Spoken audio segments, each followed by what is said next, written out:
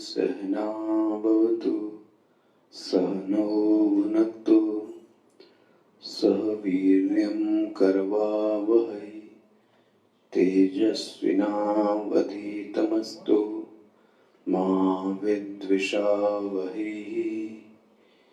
ओम शांति शांति शांति।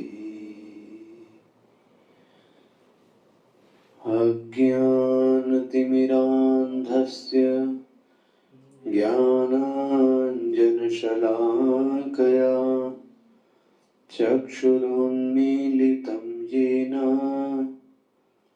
तस्मै श्रीगुरवे नमः।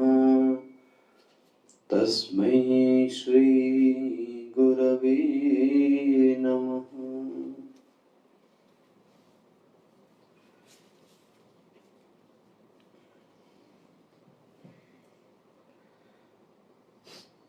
थोड़ा पीछे की ओर जाते हैं, 5 श्लोकों का ही पाठ करें। 18वें श्लोक से कर्मण्य कर्मय पश्येत् अकर्मणि च कर्म यः स बुद्धिमान् मनुष्येषु स युक्तः कृत्स्न कर्म कृत।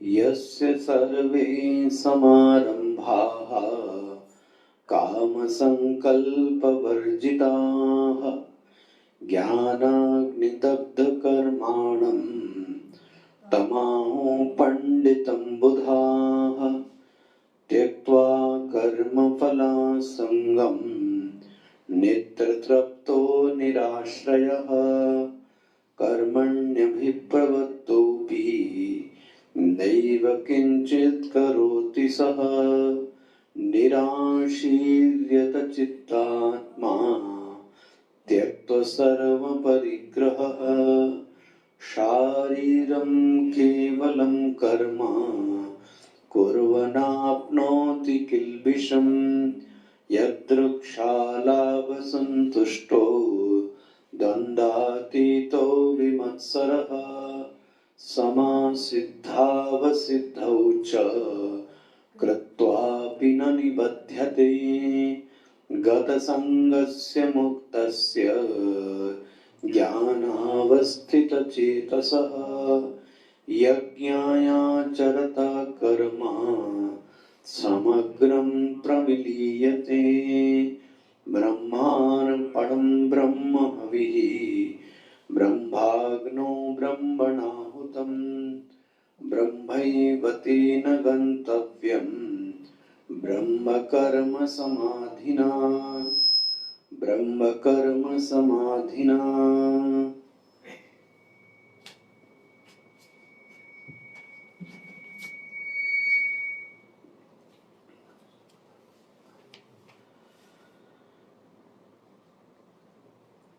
कल और आज में बहुत सारे लोगों के कुछ व्हाट्सएप पर और प्रश्न आए हैं फोन पर।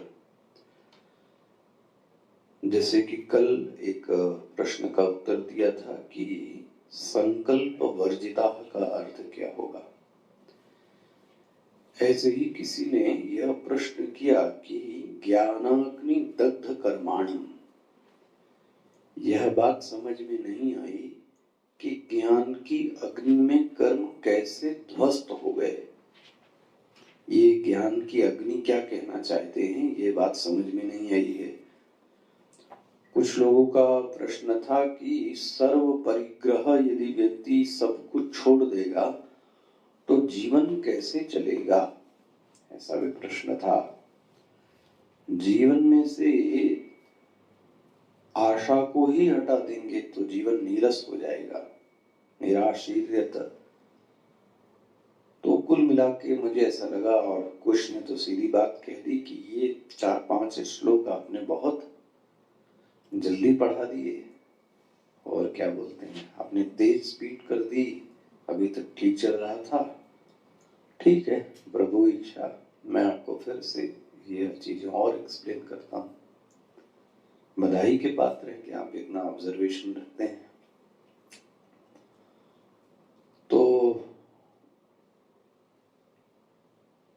मैं यज्ञ तक तो आ गया था, लेकिन ये पीछे के जो 5 श्लोक हैं इस पर एक सरसरी निगाह आपकी दिखाता हूँ। पढ़ा तो चुका हूँ, फिर से सरसरी निगाह दिखाता हूँ। इसके पहले भगवान ने जो विभाग किए थे कर्म, अकर्म और विकर्म के, महाराज जी अब आप पढ़ा रहे हैं, ठीक से सुन रहे। ये श्लोक आपने बोला निकल गए हैं, तो ये निकले नहीं है, फिर से पढ़ा रहा हूं। फिर तो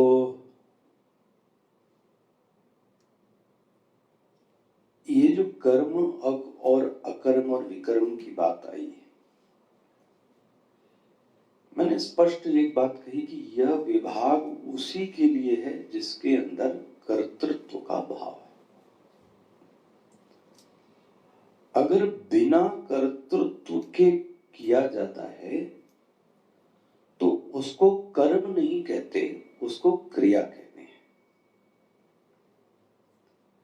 जो ज्ञानी व्यक्ति है उसके जीवन में से सभी कर्म समाप्त हो गए।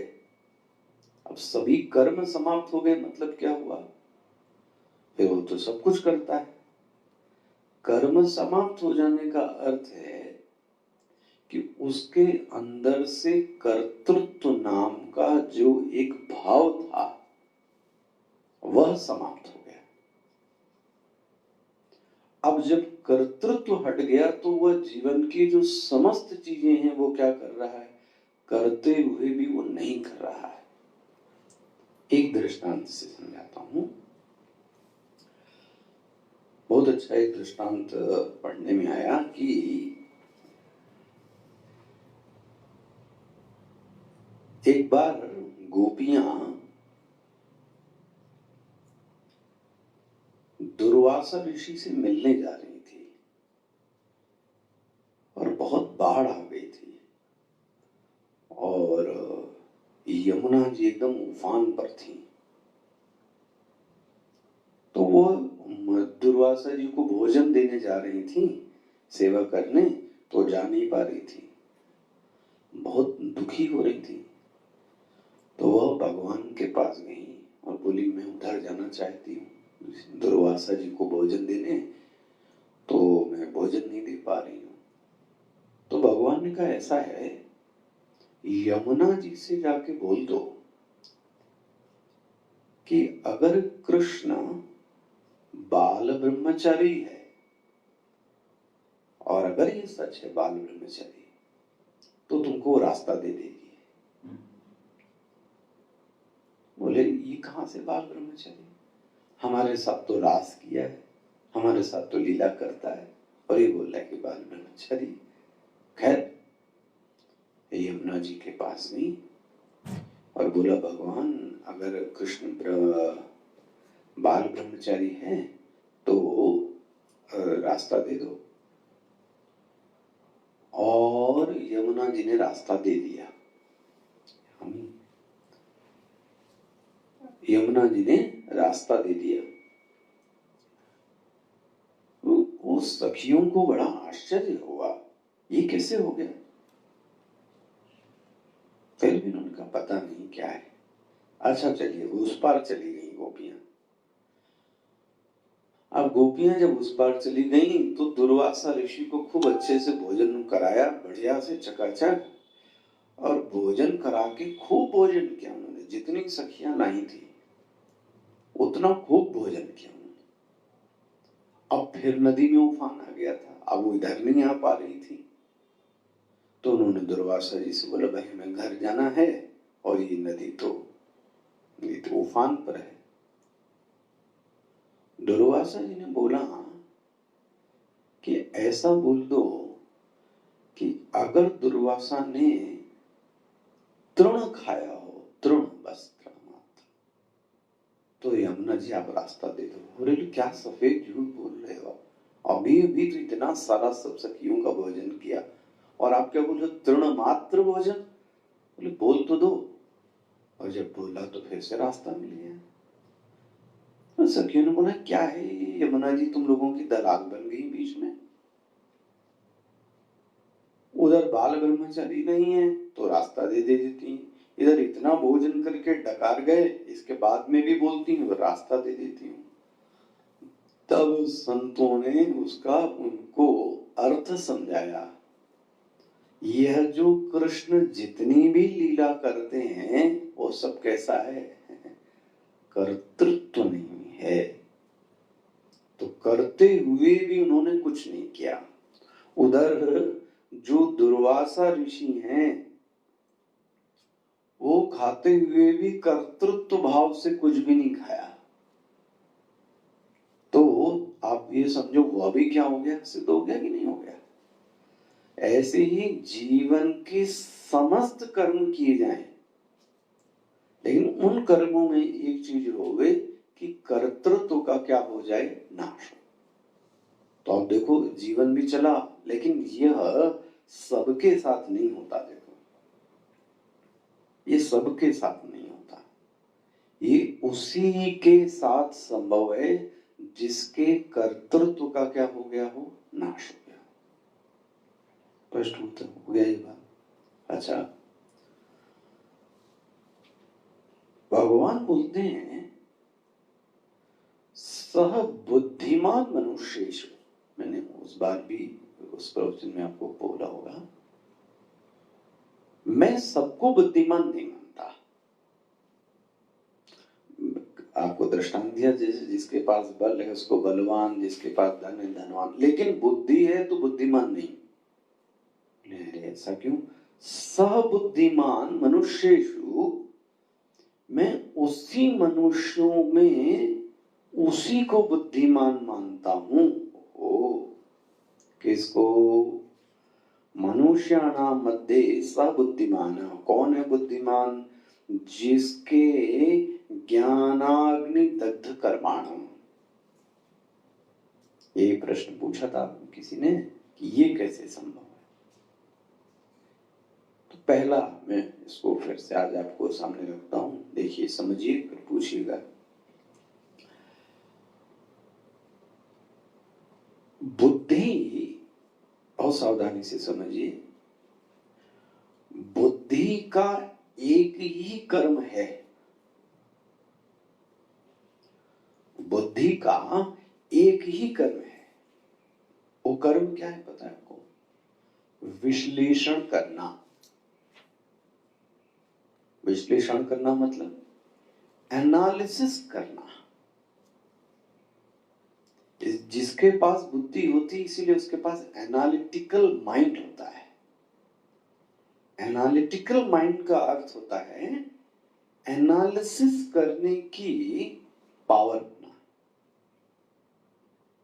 एनालिसिस मतलब क्या हुआ? बहुत सारी चीजें मिक्स हैं, उन मिश्रित चीजों को अलग अलग करने की सामर्थ्य। जिसके पास ये सामर्थ्य है उसको क्या बोलेंगे? इसके पास बुद्धि।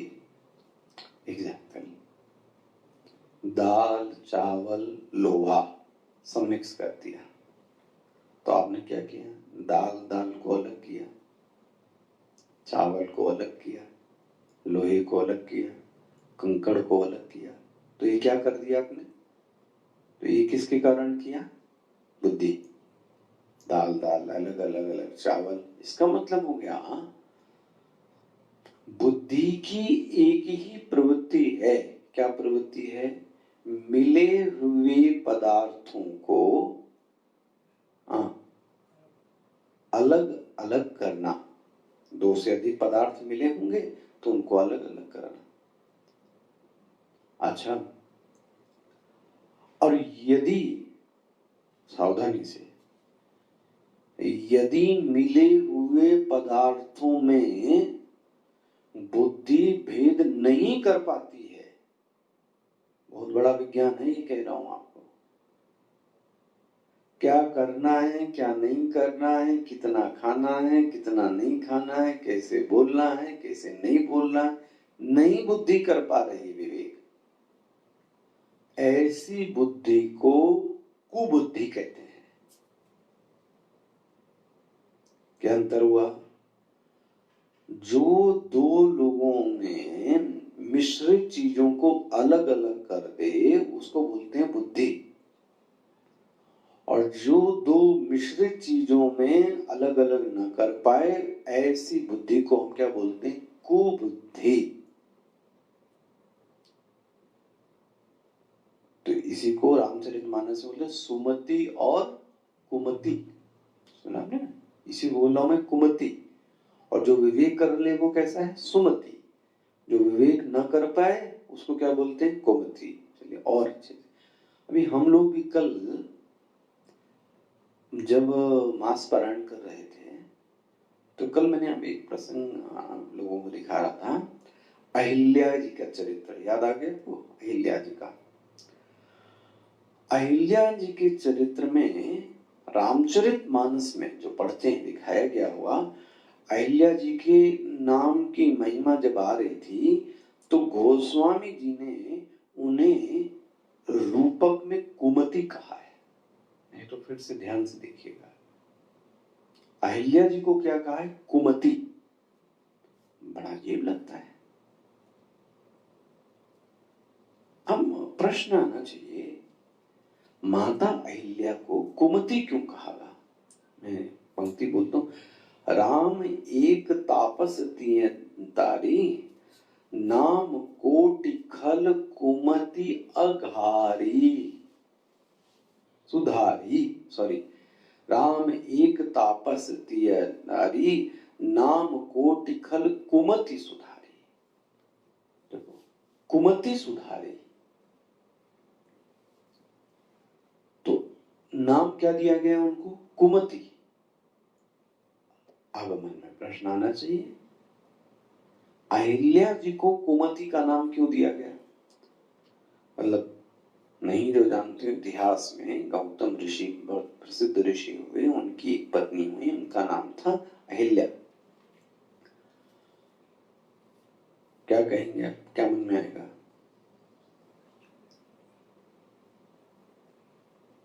अब इतना ही हुआ था, घटना जो घटी थी कि इंद्र उनके पति का वेश बनाकर उनके साथ रहकर चला गया।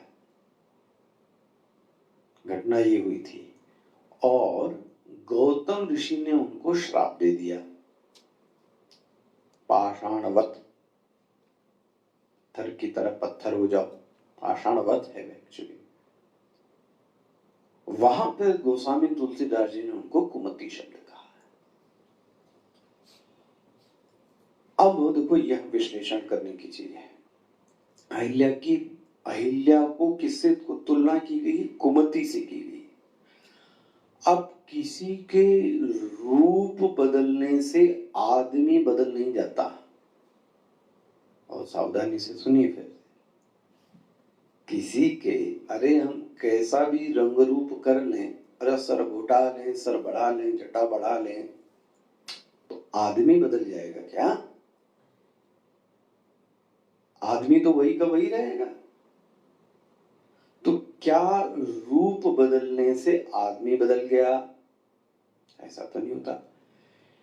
इंद्र ऋषि का रूप लेकर आया था, लेकिन विवेक की मांग थी ऋषि पत्नी को ही करना, उसके चाल चलन। अरे वेश बदल लोगे तो चाल चलन नहीं बदल सकते, चाल चलन को देखना चाहिए था। स्वभाव, वो तो नहीं बदल सकता, और स्वभाव, चरित्र, चाल चलन ये कहां से लाएगा? इंद्र वेश धारण कर सकता है ना, चाल चलन चरित्र कहां से लाएगा? तो इसने एक पाखंड रचा। इंद्र ने ऋषि का रूप धारण कर लिया, मिश्र हो, अब वो क्या हो गया? मिश्रित हो गया ना, ऋषि भी बन गया और वो क्या था? इंद्र भी था। और अहिल्या जी इसका विवेक नहीं कर पाई। मेरे ख्याल से इससे बड़ी आपको बुद्धि का एग्जाम्पल नहीं मिल सकता कुमति का। इसलिए उनको को श्राप मिला, हमारे जीवन में भी ऐसी ही जब चीजें मिश्रित हों और हम उनको अलग अलग नहीं कर पाते। भगवत गीता में तो बहुत सुंदर ये चीजें बताई गई, आपको बताऊं तो बुद्धि का धर्म है, बुद्धि का कर्म है, बुद्धि की प्रवृत्ति, बुद्धि का धर्म कह लें, बुद्धि का कर्म कह लें, बुद्धि की प्रवृत्ति कह लें, बुद्धि की पहचान कर लें। मन नहीं, याद रख लेना, बुद्धि इसकी पहचान है मिले हुए पदार्थों को अलग अलग करना, पृथक पृथक करना, ये उसकी क्या हो गई, प्रवृत्ति। अब इसको हम कहां यूज करना चाहते हैं, दूसरा इसका विषय ये है बुद्धि का। बुद्धि को हम किस विषय में उपयोग करना चाहते हैं, you are free. The first is the symptom of the buddhi, intellect. Now the second topic, हम बुद्धि को किस विषय में लेकर जाना चाहते हैं। एग्जाम्पल, हम चाहें तो धर्म और अधर्म का विवेक कर लें, नहीं कर सकते। क्या धर्म है और क्या अधर्म है, क्या कर्तव्य है क्या अकर्तव्य है। भाई हम शिष्य हैं, हम पत्नी हैं, हम मित्र हैं, हम सखा हैं, तो हम लोगों के आपस में क्या बनते हैं, कर्तव्य बनते हैं कि नहीं बनते। जब हम कहते हमको पता ही नहीं, मूर्ख कहीं के, बुद्धि नहीं थी, इसका मतलब ऐसे व्यक्ति के पास कुमति है, क्योंकि वह विवेक नहीं कर पा रहा है। क्या विवेक नहीं कर पा रहे हैं कि क्या कर्तव्य है और क्या अकर्तव्य है। बस याद रखना कौन सी स्थिति आ गई आपकी, अहिल्या। अब बुद्धि का विषय अलग अलग हो सकता है। दूसरा, तीसरा, हम बुद्धि का कितना उपयोग कर पाते हैं, दिस इज थर्ड। बुद्धि की सिम्टम बता दिया। दूसरा, बुद्धि का विषय क्या हो सकता है, सबका अलग अलग हो सकता है। मतलब देखो, अगर धर्म के क्षेत्र में करें, बहुत चीजों में हो सकता है। बिजनेस में भी तो करता है आदमी, नहीं करता। किससे व्यापार करें, किससे व्यापार ना करें। विद्यार्थी कब क्या पढ़ें और कब क्या ना पढ़ें, कौन सी चीज हमको आती है, कौन सी चीज हमको नहीं आती है, हमको कितना पढ़ना चाहिए, हमको कितना नहीं पढ़ना चाहिए, ये क्या है, ये विद्यार्थी का विवेक है। और यदि विद्यार्थी यह विवेक नहीं कर पाता, नो डाउट वो कुमति है उसके पास में। इमेच्योर बच्चा होता है ना, तो माई तो उसके सामने किताब रखती है, लेकिन वो बड़ा हो रहा है, इसकी निशानी ये है कि इसके क्या आएगी, सुमति आनी चाहिए। उम्र बढ़ रही है लेकिन बुद्धि उतनी की उतनी है, तब आप समझ लेना ये उम्र बढ़ रही है, सुमति नहीं बढ़ रही है, उसके साथ क्या बढ़ रही है, कुमति बढ़ रही है। अच्छा, अब देखो बुद्धि की बात करें, बुद्धि का उपयोग केवल अर्थ में करें वो भी कोई बहुत पूरी बात नहीं है। बुद्धि का उपयोग काम में करें, इच्छाओं में, वो भी पूरा नहीं होता। बुद्धि का प्रयोग धर्म में करें, बड़ा प्रयोग है, लेकिन सबसे अच्छा बुद्धि का use, second topic, second aspect, बुद्धि का उपयोग मोक्ष के पुरुषार्थ की ओर करना चाहिए। क्या कहा जा रहा है, जो हथियार हमको दिया गया है उस हथियार से हमको यह बंधन को काटना है और क्या प्राप्त कर लेना है, मोक्ष। इसीलिए आपको क्या दिया गया, हथियार। कौन सा हथियार? मोक्ष का। वो कौन सा? बुद्धि। अब हम बुद्धि से धन कमा लिए तो कोई बड़ी बात तो नहीं है। बहुत लोगों ने धन कमाया but they are not satisfied. वो बहुत प्रसन्न नहीं है। अभी आप देख ही रहे हो विदेशों में, एक का तो विदेश मंत्री ही आत्महत्या करता है। कईयों की गाड़ी, कार, फ्लैट पड़ा है, बंगला, no, he is no more। या कोई मर गया, उसके दुख में इतना हो गया कि वो सब कुछ छोड़ छाड़ दिया। तो इतने साल तक कमाया, क्या हुआ? 1 सेकेंड गए। तो ऐसा बुद्धि का उपयोग किया, धन तो आया बट चला भी गया। कामना बहुत अच्छा तुमने पूर्ति कर ली, लेकिन सब समय जो तुमको भगवान ने संपत्ति दी थी वो क्या कर दी? गंवा दी। तो मेरी तो ये आपको राय और सलाह होगी, बुद्धि का जो उपयोग किया जाए वो किसमें किया जाए? मोक्ष के पुरुषार्थ में। पुरुषार्थ 4 है, धर्म, अर्थ, काम और मोक्ष। तो किसमें प्रयोग किया जाए? मोक्ष में। अच्छा, अब मैं आपको वो, क्योंकि जिसके पास बुद्धि है उसी ने क्या किया? कर्मों को आग लग गई, ज्ञानाग्नि दग्ध कर्माणम। तो ये कैसे हुआ? अभी इस पर बहुत संक्षेप में बताता हूं। और आज मैं इस दृष्टि से आपको बता रहा हूं क्योंकि कई बार लोग पूछते और बात करते हैं कि ध्यान में कैसे देखें इन चीजों को, ध्यान में क्या करें।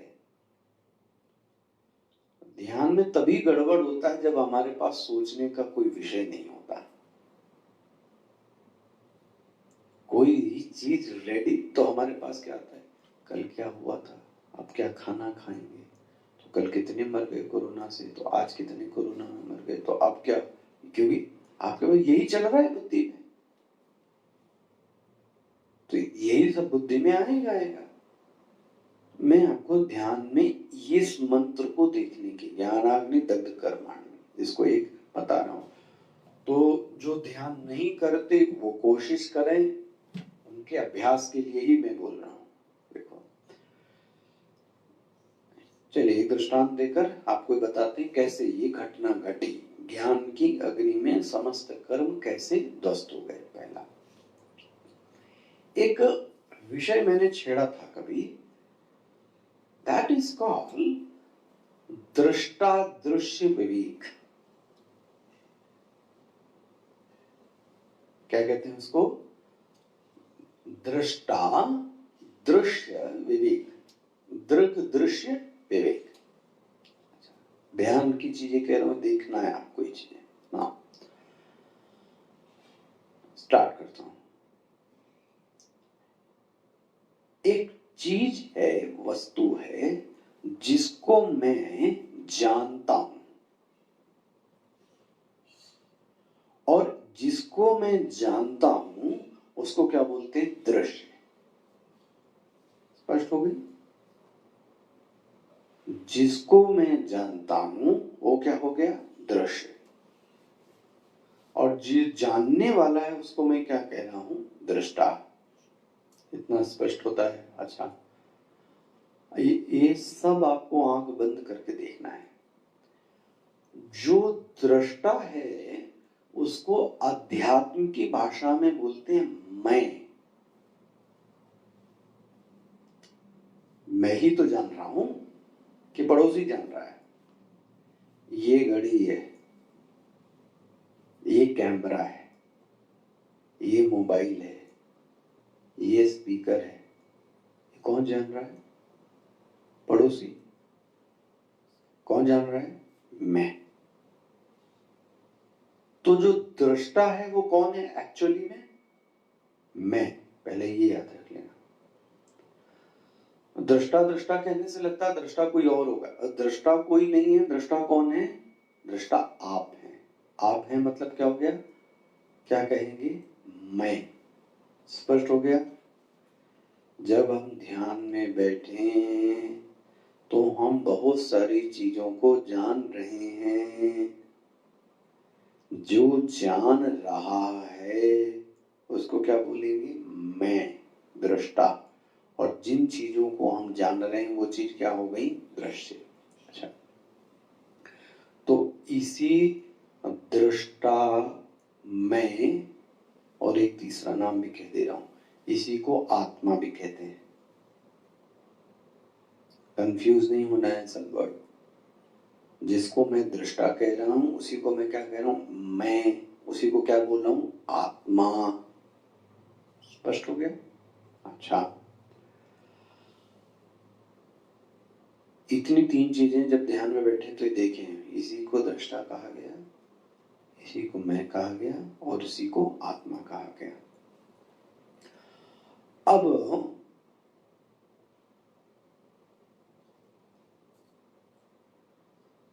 मैं जब जानता हूं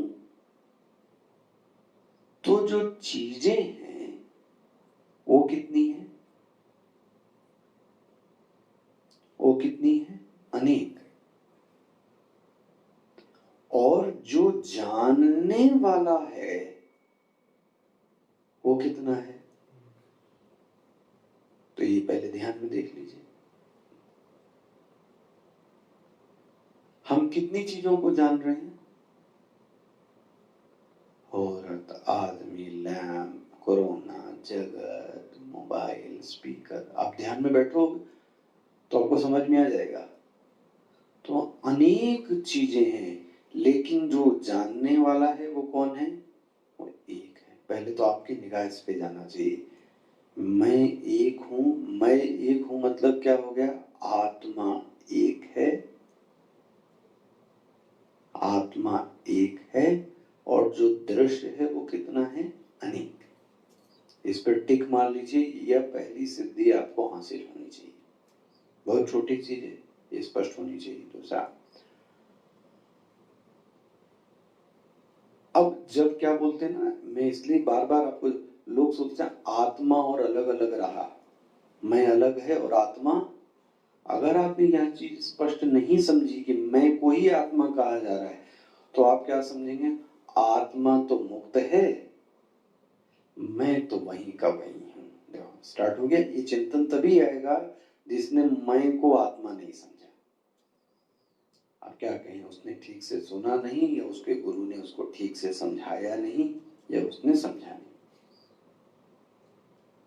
मैं और आत्मा अलग अलग मत कीजिएगा, ये बीमारी बहुत बड़ी बन जाती है। वरना आत्मा तो मुक्त है और मैं तो बद्ध हूं। इसका मतलब मैं अलग हो गया और आत्मा क्या हो गई? अलग। ऐसा नहीं है। अच्छा, आत्मा नित्य मुक्त है, मैं तो नित्य बद्ध हूं, ऐसा नहीं। अब मेरी आत्मा मतलब क्या हो गया? मैं। याद रखना, स्पष्ट हो रहा है ना? मेरी आत्मा मतलब मैं। अच्छा, तो मैं कितना हो गया? एक। मैं कितना हो गया? एक। आत्मा कितनी हो गई? एक। स्पष्ट हो रहा है? मैं और आत्मा हिंदी में एक ही प्रयोग है, मैं कह रहा हूं। जैसे राहु का सिर, तो बोलना पड़ेगा मेरा सिर। राहु का क्या होता है? सिर। और केतु का क्या होता है? धड़। तो सिर मात्र को राहु बोलते हैं और धड़ को क्या बोलते हैं? केतु। इसी तरह मैं को ही आत्मा बोलते हैं। पहला ये बात कभी ध्यान में भटकिए नहीं, मैं मतलब आत्मा, मैं मतलब आत्मा, मैं मतलब आत्मा। एकदम बार बार ये चीजें खूब पुष्ट करिए। अच्छा, अब महाराज मैं हूं मनुष्य, तो बुद्धि के सामने स्थिति में फर्क आना, अलगाव करना, विश्लेषण करना है ना। तो मैं जानता हूं, मैं बुरे को भी जानता हूं, मैं कठोर को भी जानता हूं। स्पष्ट हो रहा है? मैं सब चीजों को जान रहा हूं कि नहीं जान रहा हूं? मैं विचार को भी जान रहा हूं, मैं अभाव को भी जान रहा हूं। पहले मैं उदास था, अब मैं उदास नहीं हूं, यह बात भी मैं जानता हूं। पहले मैं प्रसन्न था, अब मैं अप्रसन्न हूं, ये भी मैं जानता हूं। हो गया। तो आप लगातार लगातार चीजों को क्या कर रहे हैं, जान रहे हैं। देखो भाई ध्यान में, ये मत सोचना ध्यान में सब रुक जाएगा, रुकेगा कुछ नहीं। ध्यान का नाम क्या, चिंतन का नाम ध्यान है। तो आप देखो ना इसे पिक्चर की तरीके से, आंखें बंद करके, ओ हो ये दृश्य है, ये दृश्य गया, ये दृश्य है, ये दृश्य गया। लेकिन ये जो जानने वाला है, ये कौन है, मैं कौन हो गया, आत्मा। इतना ध्यान रखना है। अच्छा आगे बढ़ रहा हूं। शरीर दृश्य है और मैं उसका दृष्टा हूं।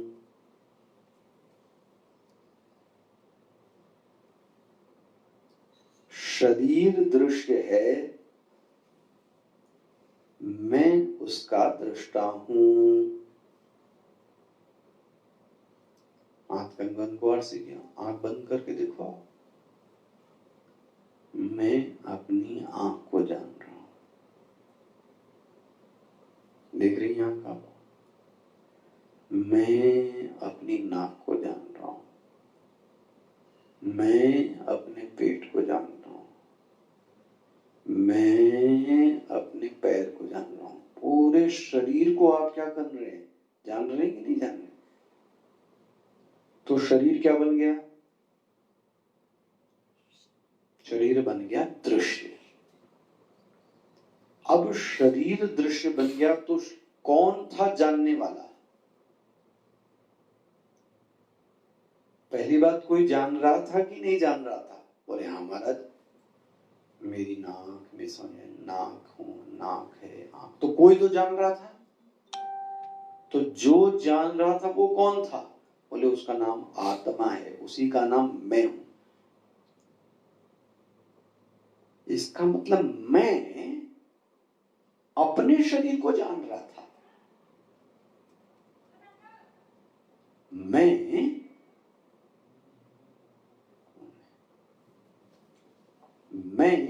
अपने शरीर को जान रहा था। बहुत सावधानी से देखना है। इसका मतलब एक चीज और ध्यान से देखिए, जानने वाला जानी हुई चीज से सदैव अलग होता है। मैं किताब को जान रहा हूं तो मैं किताब से अलग हूं कि नहीं हूं? मैं ग्लास को जान रहा हूं तो मैं ग्लास से अलग हूं या नहीं हूं?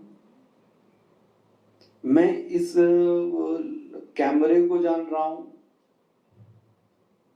तो मैं कैमरे से अलग हूं कि नहीं हूं? स्पष्ट हुआ कि नहीं हुआ? इसका मतलब जो जानने वाला है वो जानी हुई दूसरी चीज से कैसा रहता है, सदैव अलग होता है। अगर मैं शरीर को जान रहा हूं तो इसका मतलब मैं अलग है और शरीर अलग है। ये ध्यान में देखने की आवश्यकता है। कोशिश कीजिए, घंटों समय जा सकता है इन सब चीजों में, अगर कोई ध्यान में बैठ जाए तो।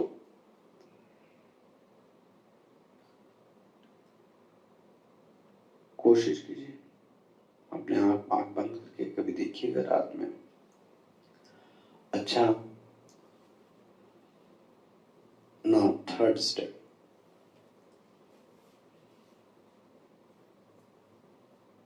यदि मैं जानने वाला हूं और कहां से विषय है, रूखा सूखा ऐसे विषय है जिसमें कोई रस नहीं है, इसलिए मैं कह रहा हूं जब बुद्धि की रुचि होवे, जबरदस्ती मत कीजिए,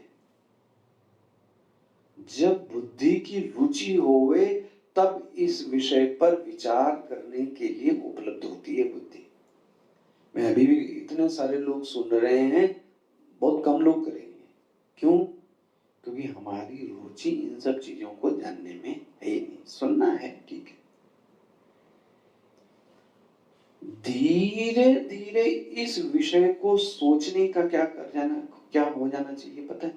अभ्यास। जब भी सोचें तो ऐसा ही सोचें जैसे मैं आपसे ये कह रहा हूं। और मैं आपको विश्वास दिला सकता हूं कि आपको एक बार ये दृष्टादृश्य ये करने में मजा आ गया ना, तो आप एकांत में सदैव बैठकर क्या करेंगे? स्टार्ट कर देंगे। इसको कौन जान रहा है? जो जान रहा है वो कौन है? इससे अलग है। इसी को मैं कहता हूं असंग है। कम से कम ये देख लीजिए आप, दृष्टा दृश्य से सदैव ही कैसे रहता है? असंग रहता है। अच्छा, अगर संग हो जाता तो फिर दूसरी चीज को जान सकता था। मान लो इस कपड़े का लाल रंग से संग हो गया तो ये लाल हो गया, अब ये काले को जान सकता है, नीले को जान सकता है, क्योंकि जिसका एक से संग हो गया वो दूसरी चीज को नहीं जान सकता। लेकिन यहां जो दृष्टा है वो हर वृत्ति को क्या कर रहा है? श्रद्धा को भी जानता है, अश्रद्धा को भी जानता है, पीले को भी जानता है। इसका मतलब जानता सबको है, लेकिन किसी से उसने संग नहीं किया है। तो हमको यह देखना चाहिए दृष्टा एक है, दृष्टा दृश्य से अलग है, और दृष्टा असंग है। जो जान रहा है वो जानने वाली चीज से क्या है? असंग है। स्पष्ट हो गया? अच्छा, तो बुद्धि अगर रुचि हो जावे तो इसको जानने में, अच्छा अब बुद्धि उपलब्ध हो जाए तो विचार करना चाहिए, मैं दृष्टा हूं, मैं जानने वाला तत्व हूं। ठीक है? अच्छा, जो जानता है, नाउ नेक्स्ट, वो जड़ नहीं है, वो चेतन है। क्यों चेतन है? क्योंकि जानता है।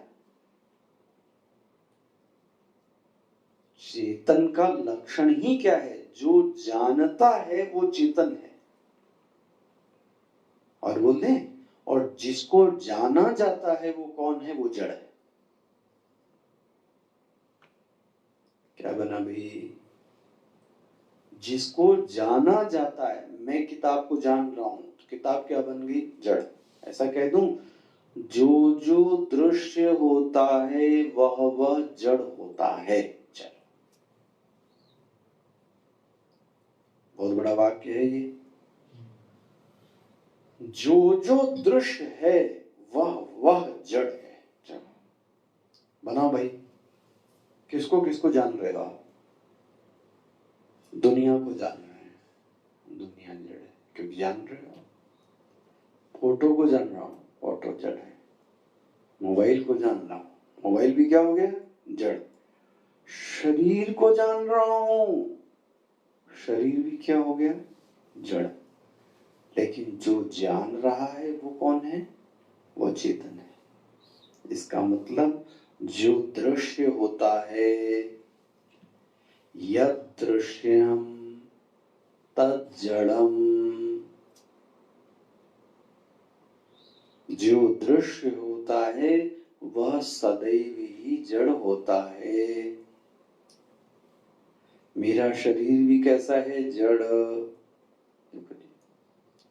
मेरे लिए आप भी कैसे हो? जड़। क्योंकि मैं आपको क्या कर रहा हूं? जान रहा हूं। तो कितनी की आपको दे दी, जिसको आप जान लो वो जड़ है। अब कोई ये कहे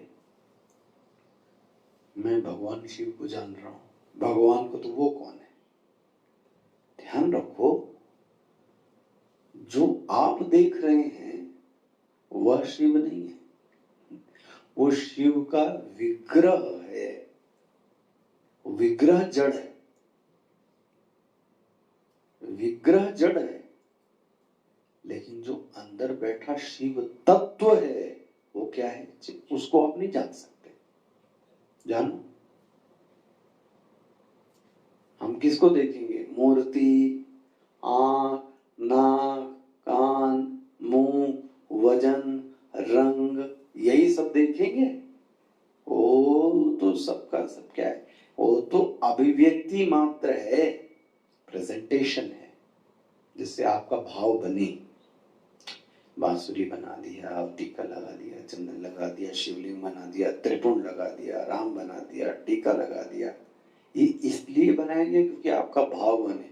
लेकिन ध्यान रखना, वह जो ईश्वर तत्व है वो आप नहीं देख सकते। जैसे कि मैं आपको बोलूं, मैं आपको क्या देख रहा हूं, आपके शरीर को देख रहा हूं, लेकिन मैं आपके मैं को देख पा रहा हूं क्या? ना, शरीर को देख रहा हूं। समझ गया? इसलिए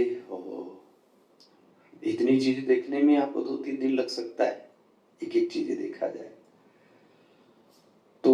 वो सब तो कहा जाए, वसुदेव वसुतम देवम, सत्य की अभिव्यक्ति नहीं है। राम जी के बारे में क्या कहा गया? सर्वरहित, एक्चुअली में सबसे रहित हैं, लेकिन सबके दिलों में वो बैठे हैं, सर्वउरवासी। इसलिए गोस्वामी जी बोलते हैं, विश्व रूप प्रभु प्रगटे। तो याद रखो, जो चीजें दृश्य हैं वह चीजें जड़ हैं। जो जो चीजें दृश्य हैं वह चीजें जड़ हैं। एक और आखिरी बात, वेदांत में सत्य उसको कहते हैं जिसको फॉल्सिफाई नहीं किया जा सकता।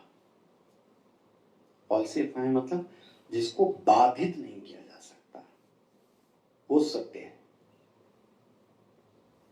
अबाधितत्वम सत्यत्वम,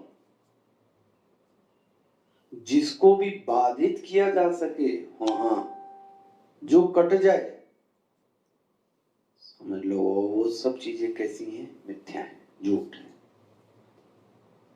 लेकिन यदृश्यम ओहो तज्जड़म, जो जो दृश्य है वो चीजें क्या है? जड़ है। स्पष्ट हो गया? और जो जानने वाला है वो कैसा है? पुरुष। उसी को क्या बोलते हैं? चेतन। उसी को क्या बोलते हैं? पुरुष। उसी को क्या बोल रहा हूं? मैं। उसी को क्या बोल रहा हूं? आत्मा। उसी को क्या बोल रहा हूं? चेतन। अब नाम विषय बनाना है। जो क्रिया, जो कर्म है वह दृष्टा में है कि दृश्य में?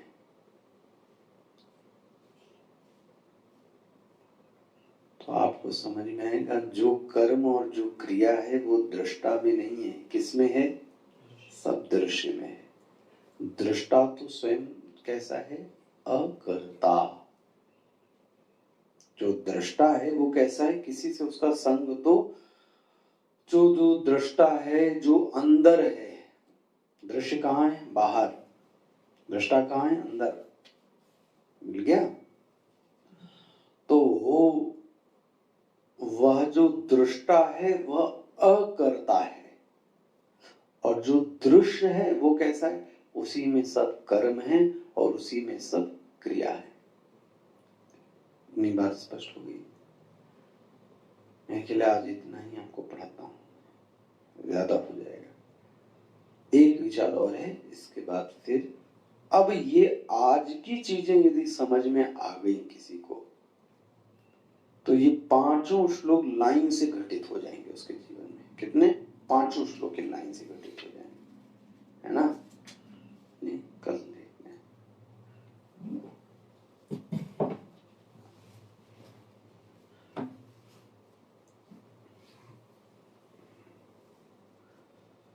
सर्वे भवन्तु सुखिनः, सर्वे सन्तु निरामयाः, सर्वे भद्राणि पश्यन्तु, मा कश्चित् दुःखभाग् भवेत्।